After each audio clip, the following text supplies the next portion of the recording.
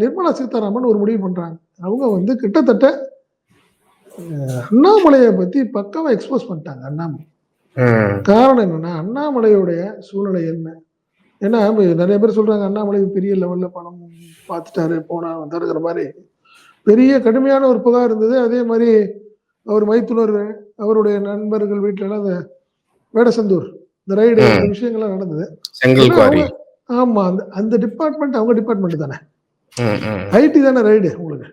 So ID ride எல்லாத்துலையும் பக்காவா அவங்க ரெக்கார்டு எல்லாம் பக்காவா எடுத்து கிட்டத்தட்ட 200 கோடி 230 கோடி கிட்டத்தட்ட பெரிய லெவல்ல அண்ணாமலை தொடர்புடைய ஆட்கள்கிட்ட பணம் இருக்கு. இந்த கரெக்டா இந்த ஒரு 3 வருஷத்துல அவங்க பெரிய லெவல்ல பணம் பண்ணிட்டாங்க அப்படிங்கிறத வந்து நிர்மலா சீதாராமன் பக்காவா ரெக்கார்டா அமித்ஷாட்ட கொடுத்தது இல்லாம மோடிட்டையும் கொடுத்துட்டாங்க. நீங்க எப்பயுமே பாத்தீங்கன்னா அண்ணாமலைக்கு வந்து நீங்க அமித்ஷாவோட மோடி ரொம்ப காட்ஃபாதர் மாதிரி இருந்து அவரை காப்பாத்திட்டு இருக்காரு.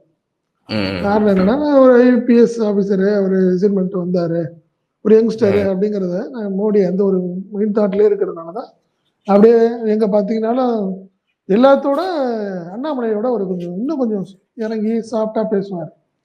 அதனால இந்த முறை என்ன பண்ணிட்டாங்க இவங்க நிர்மலா சீதாராமன் பக்காவா எல்லாத்தையும் உடைச்சிட்டாங்க. ஸோ இனிமே வந்து மோடிட்டையும் பெருசா பருப்பு வேகாதுங்கிற ஸ்டேஜ் வந்துருச்சு அண்ணாமலைக்கு.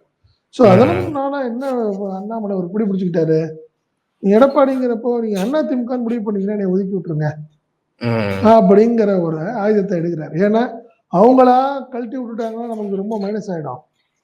ஏடிஎம்கேங்கிறதுனால நீங்க என்னை ஒதுக்கி விட்டுட்டீங்கன்னா நான் இப்படி எனக்கு வேற ஏதாவது எம்பி முடிஞ்ச எம்ஓஎஸ் இப்படி ஏதாவது பண்ணி கொடுத்தீங்கன்னா ஐயா நான் பொழைச்சுக்குவீங்கன்னு சொல்லுவாங்களா, அந்த மாதிரி தலைவர் அப்படி போயிட்டார்.